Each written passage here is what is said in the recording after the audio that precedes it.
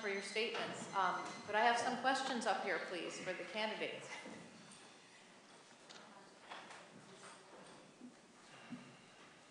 Okay, thanks for your patience.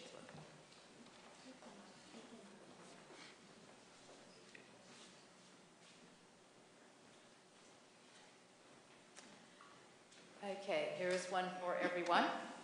What is your opinion on applying the death penalty versus permanent incarceration? And as I said, we're going to move in varying order from now on. So the first person to respond will be Thomas Bauer. Sorry. Well, of course, the death penalty is the law in the state of California. From a personal perspective, I think life incarceration without the possibility of parole can be a worse punishment. Is the death penalty something that I favor? No, it's not something that I favor. On the other hand, it's not, if the jury were to return a verdict of death, I think that it would be my obligation to evaluate that and enter it if appropriate. Sorry. So I'm not sure how to answer that question except to say that from the way I see things personally, I don't think that the death penalty accomplishes much. I'm very concerned, and this was this case up with Judge Fogel, I believe, in the federal court, whether the administration of the death penalty as it exists now through lethal injection is cruel and unusual. But I would follow the law as a judge. Okay, thank you. You are supposed to have a minute and a half. Are you set, Relly? Is that going to work now? Okay. So next we'll hear from Julia Alogimento. Thank you. As members of the judiciary, we of course would have to follow the law. That is what our obligation is. So if the law in the state of California is the death penalty, we would of course need to follow that. That being said, I am familiar as an attorney with some of the issues that are raised within that, both procedural and of course for the individual. Prior to my civil litigation practice, I actually was a law clerk. I was chosen for the prestigious position of law clerk in the federal district court in the Central District of California. And in that position, we actually had a number of habeas corpus cases come before the court that involved death penalty cases. And one thing often that people don't realize is it's a very lengthy and complicated matter before the death penalty is ever imposed. And sometimes when someone is seeking the death penalty, they have to think in terms of what is more beneficial for society. And so I think that in looking at the death penalty versus permanent incarceration, that would not be a judge's decision to make. That is usually within the purview of the district attorney's office. And they obviously need to balance a number of factors in making that decision, including what do the victims in that case, what is the proper punishment, and also taking into consideration the societal views of, is this something where we think we will prevent people from doing the types of crimes that lead to death penalty, which are the most serious crimes. Is that time? Thank you. Vanessa Zecker?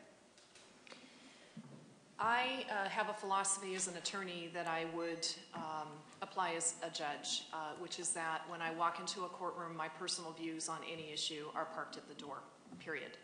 So when I am in a courtroom, the only thing that I am concerned about is the evidence that is before the court, my arguments on that evidence, and ensuring that the judge has what the judge needs. As a judge, I would expect the same thing.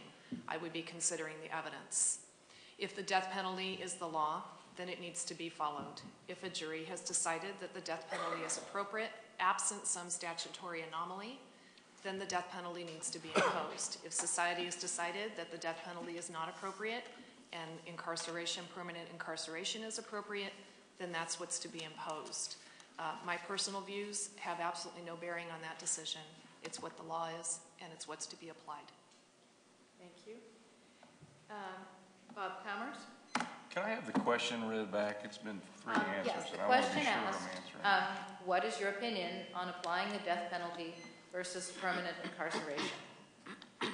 Okay, we get to state our personal opinion, but first, let me tell you that I absolutely will enforce the law of this state. It's not my prerogative, and it's not my intention to become a judge that puts their thumb on the scale of justice in any way. So that whatever the case law requires, whatever the facts and evidence lead to, whatever the jury determines, that is the guiding light for me as a judge, and I personally think it should be for every judge. I hope it will be. The death penalty is not something that that my personal opinion is going to matter on. I will tell you a couple of concerns that I have about it. After having said I will enforce the law of the state, I think that when you look at it in a fiscal sense, not in a moral sense, but in a fiscal sense, it costs a fabulous amount of money to push for a death sentence as it does to incarcerate someone. It costs a lot less to incarcerate them than it does to try to push for the death sentence, because it goes through so many appeals and so much legal resources are consumed with it. So that's an argument for the voters of the state. It's not an argument for the judges of the state. Thank you. Thank you. Joanne McCracken? Thank you. I think that where we lead to the risk of injustice is when judges bring their own personal values or beliefs or biases to a case rather than following the law. And that judges they take an oath that they will follow the law, and whatever the law is in the state of California, judges are obligated to follow it. And if a judge decides he's going to act in a way inconsistent with the law, we run into problems. And so as a judge, as another candidate mentioned, I will put I'll leave my own personal beliefs at the doorstep, and I will follow the law. But one thing that's important when you consider serious punishment, whether it's the death penalty or life in prison or any substantial prison term, is that the case must be adjudicated in a fair and ethical way by a judge who understands the law, who will conduct a fair trial. Because, it's not the judge that makes a decision on the death penalty. Juries typically decide that. But what you need is a judge who's very familiar with law, who's had a lot of trial experience, who understands the rules of evidence, who makes sure that only admissible evidence gets in front of juries so that juries can make fair decisions. And so I think that's a more important concern, is that you have a judge who's qualified to preside over a trial. Thank you. And Tom Pitzker? Tim Pitzker. Tim. It says Tim right here in front of me. My apologies. I agree with a lot of the comments that Ms. McCracken has just made. I won't repeat them, but specifically in regards to my personal opinion on the death penalty, I'm not going to tell you. This is a totally inappropriate forum to give opinions in regards to the death penalty. It's a violation of the California Canon of Ethics.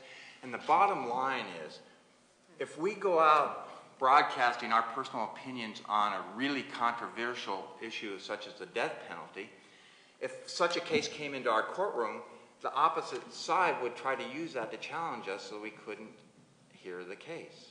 So I don't want to set up anybody to challenge me on any cases. So you're not going to hear what my personal opinion is. All I can say is I'll be like everybody else is, I will apply the appropriate law on each individual case. Thank you. Okay. Thank you.